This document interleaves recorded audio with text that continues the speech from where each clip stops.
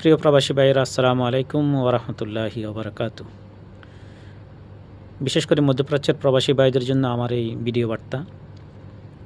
Iran এবং ইসরায়েলের যুদ্ধকে সামনে রেখে আমরা সংযুক্ত আরব আমিরাতে যেটা লক্ষ্য করেছি, গালফ নিউজ এবং খালিজ নিউজে যেটা দেখেছি, সেটা হলো এই দেশের অনেকগুলো ফ্লাইট ক্যান্সেল হয়েছে, যেগুলো পরে রিশিডিউল করা হয়েছে। বিশেষ করে ইত্তেহাদ, এয়ার আরবিয়া এবং ফ্লাই দুবাইয়ের অনেকগুলো ফ্লাইট ক্যান্সেল হয়েছে।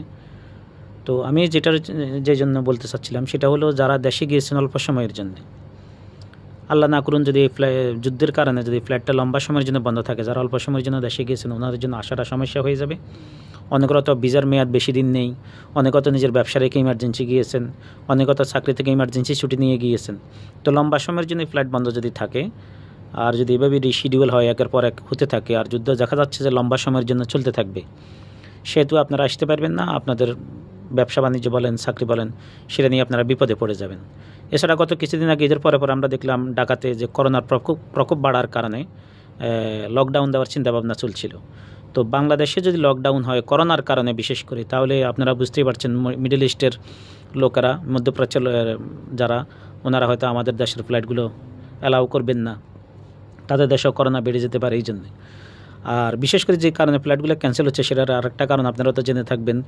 বাংলাদেশের ঢাকা শাহজালাল আন্তর্জাতিক বিমানবন্দর থেকে একটি ফ্লাইট, বাংলাদেশের একটি ফ্লাইট যখন সৌদি আরবের রিয়াদের উদ্দেশ্যে যাচ্ছিল, ওই দিন বিশেষ করে শুক্রবার ছিল, ইসরায়েল ইরানে হামলা করার পরে ইরান যখন পাল্টা হামলা করছিল ইসরায়েলে, ওই অবস্থা তারা যখন ক্ষেপণাস্ত্র বা মিসাইল হামলা চালাচ্ছিল, ওই অবস্থা বাংলাদেশের একটি ফ্লাইট বাহরাইনের উপর হয়ে সম্ভবত ভূমধ্য সাগরের উপর দিয়ে যাচ্ছিল। ওই সময়ে ফ্লাইট লক্ষ্য করেন যে কিছু ইরানের আকাশে আলোর ঝলকানি, তার মানে তারা মিসাইল যখন হামলা করছিল, ওই অবস্থা উনি তখন নিজের প্লেনের দিক পরিবর্তন করেন।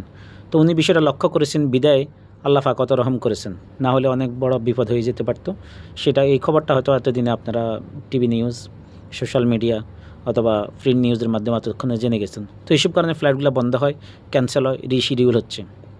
আর রিশিডিউল হলে আপনারা জানেন অনেক সময় রিশিডিউল ফ্লাইট বিপর্যয় হতে পারে। অনেকগুলো ফ্লাইট একসাথে চালু হলে একের পর এক ফ্লাইট ক্যান্সেল হতে পারে।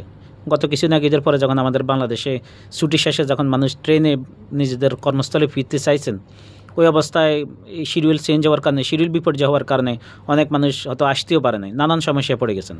তো আমার বিশেষ অনুরোধ, যারা মিডল ইস্টে আছেন, মধ্যপ্রাচ্যে আছেন, ওনারা যদি ভালো মনে করেন বা আপনাদের গুরুত্বপূর্ণ মনে করেন, তাহলে আপনারা অতি দ্রুত আপনাদের ফ্লাইট ঠিক আছে কিনা, কনফার্ম আছে কিনা জেনে আমার মনে হয় ব্যাক করা আপনাদের জন্য খুবই দরকার বা প্রয়োজন মনে করছি আমি। না হলে আপনারা আল্লাহ না করেন বিপদেও পড়তে পারেন, ফ্লাইট আপনাদের একের পর এক ক্যান্সেল হতে পারে, সমস্যায় পড়ে যেতে পারেন। ওকে, আসসালামু আলাইকুম ওয়া রাহমাতুল্লাহ।